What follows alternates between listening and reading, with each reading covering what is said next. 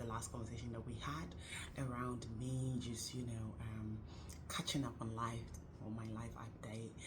If you've not seen it, I encourage you to watch it. It's on business and running a business predominantly around ethnic minority communities in the UK. So, I realized after we went through the video when we were reviewing it and editing the post that I missed something really crucial that I have learned in this season of my life and the things that I'm taking forward in future. And one of the things I have learned in business is your ability to choose your customers. Like, it's something that a lot of people don't think about. And I, for one, I suppose when I started a business, I was in a different place, and it was a good place. It was a good place. It was a very naive, receptive place. Like, everybody's welcome and all of that. And it is a good place from a general perspective. But as you grow in business, as you learn, you realize that you cannot serve everyone, right? You're not called to everyone. I think I mentioned a bit of that in my previous video about, making sure that you choose collaborations properly and etc. But you're not called to everyone. Your business is not called to everyone.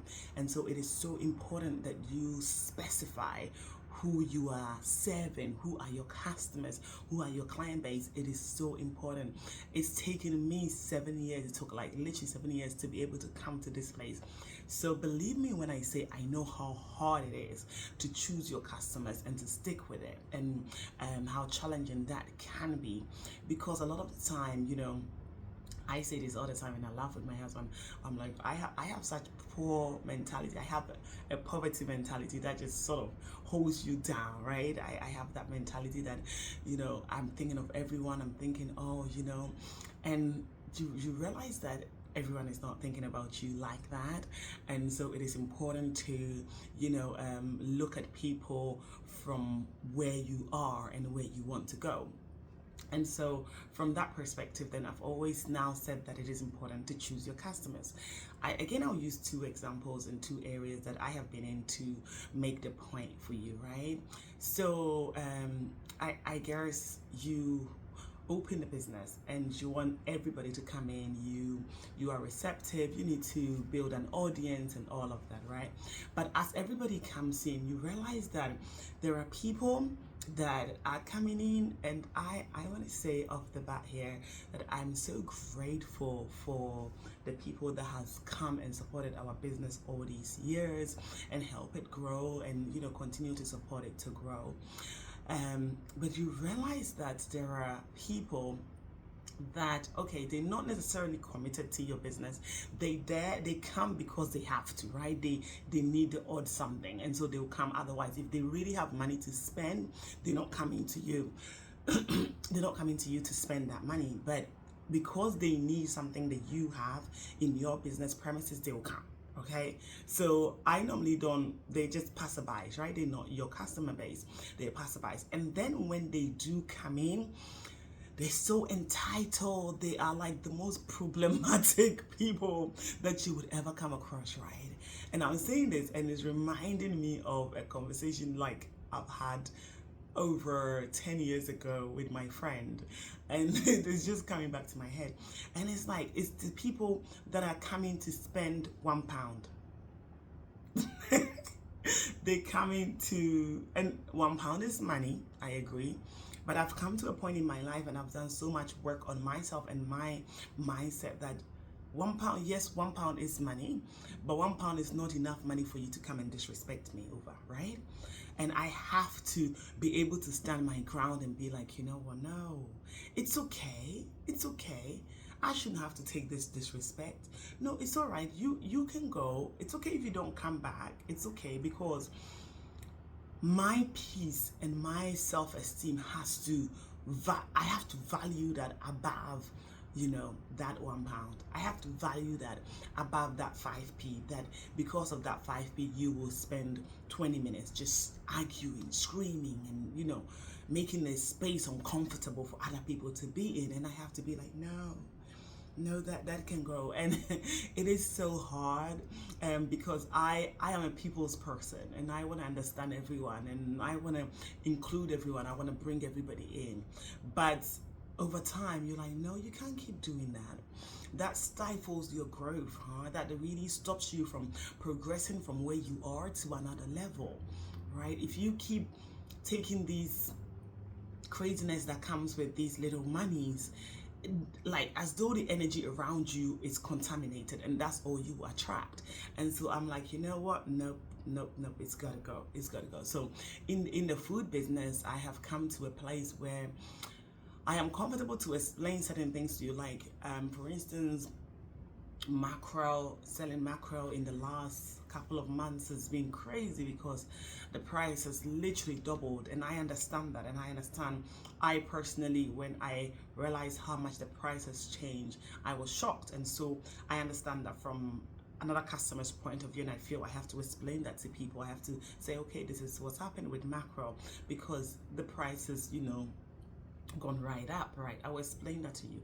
When you come in, I will tell you that. I will make you aware of that, right? But if after I have tried my best to explain to you something that is out of my control, and you insist on being rude and aggressive because, so people are like that, right? After you have explained to them that this is what's happening with this particular product, some people would act like you've not tried to be human to them and explain to them the situation, and they just go off like you're trying to rip them off. I'm sorry. And then some people will start citing examples of somewhere else they've been and how much it is, and I've come to a place that I'm like, it's okay, go there, go there, because I can't argue anymore. Done it long enough to know that it's not worth it. It is not worth the energy. It is not worth you distracting the atmosphere and what we're trying to build, right? So I've come to a place to recognize that as a business person, I can choose my customers, right? I can choose my customers, and I know who my customers are. Like in the food business in West Up, I know who my customers are. I literally know that. I know people that every month they bring over 200 pounds to me, and so those people, if I then take it upon myself to serve them, I do it from a sacrificial place. I do it from, I want to do everything I can for this person, because I know that they are willing to give me their money. They are willing to invest in me.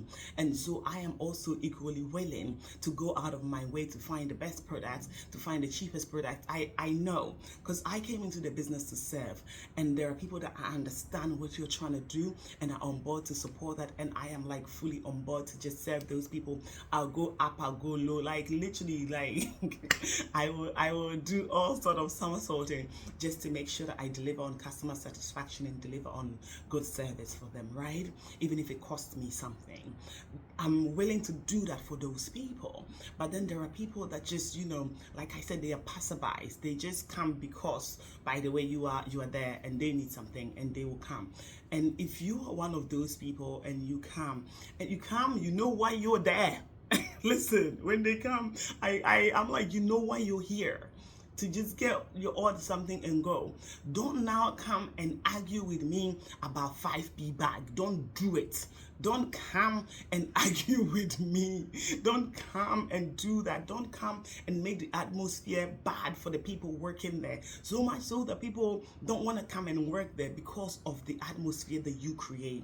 And I'm like, nope, you cannot bring that energy here.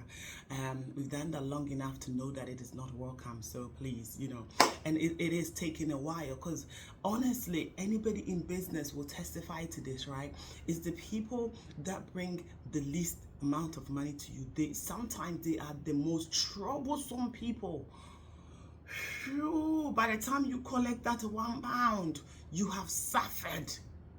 Hey, by the time they've given you, I understand they have suffered to make that £1. Listen, yeah, they have suffered to make that £1, and so parting with it is hard. I get it, but please, I'm equally here to work to put food on the table for me and mine as well. So we're all doing what we have to do. Let's not now come in and disrespect each other. Let's not now come in and, you know, make an atmosphere terrible for one another.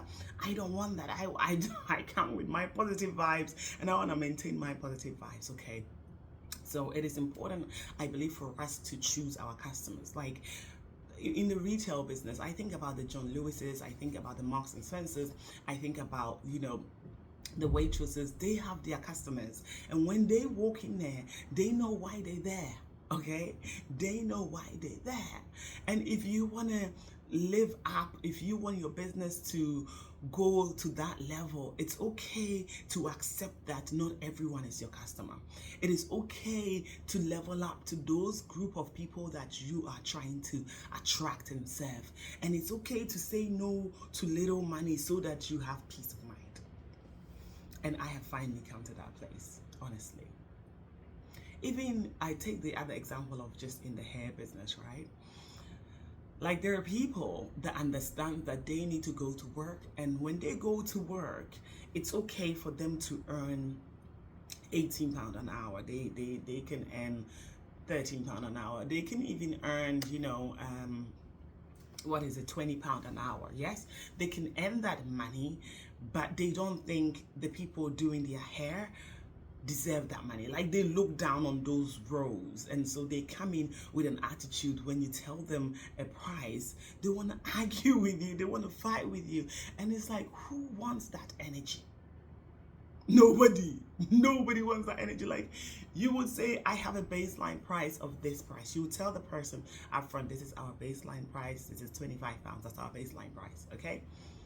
Still, they want to argue with you. You've said it at the beginning, they want to argue with you. They want to come and throw down with you because they don't think you deserve it. And I think it is so important to stand your ground and be like, no, we deserve it. We're trying to build something here. We're trying to build something sustainable here. And to be able to do that, I need to choose the people that I'm willing to serve. And if you're not one of those people, it's okay for me to let you go.